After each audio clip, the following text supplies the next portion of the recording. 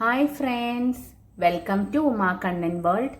നമ്മളിന്ന് ഉണ്ടാക്കാൻ പോകുന്നത് പീനട്ട് ചട്നിയാണ്. കപ്പലണ്ടി വെച്ചിട്ട് ചട്നിയാണ് ഉണ്ടാക്കുന്നത്. ഇഡ്ഡലിക്കും ദോശയ്ക്കും എല്ലാം നല്ല ടേസ്റ്റി ആയിട്ടുള്ളൊരു ചട്നിയാണ്.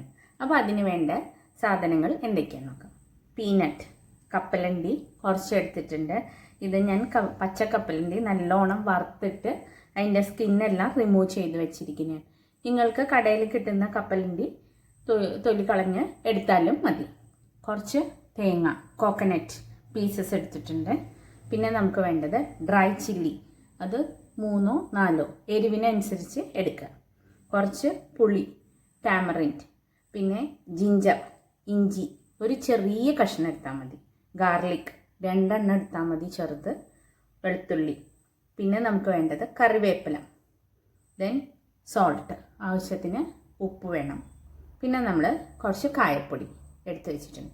ഇതെല്ലാം മിക്സിയിലിട്ടിട്ട് ജസ്റ്റ് കുറച്ച് വെള്ളം ഒഴിച്ചിട്ട് നമുക്കൊന്ന് ഗ്രൈൻഡ് ചെയ്ത് എടുത്തിട്ട് വരാം.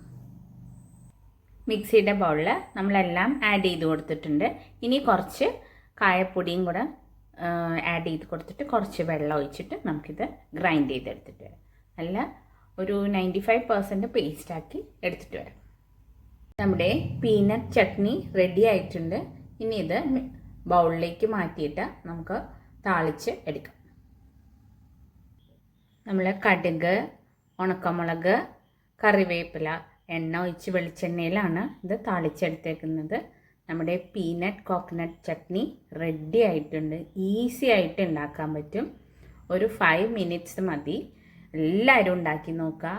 ദോശേൻ്റെ കൂടെയും ഇഡ്ഡലീൻ്റെ കൂടെയും എല്ലാം നല്ല ടേസ്റ്റി ആയിട്ടുള്ളതാണ്. ഉണ്ടാക്കി നോക്കിയിട്ട് അഭിപ്രായങ്ങളൊക്കെ പറയാം.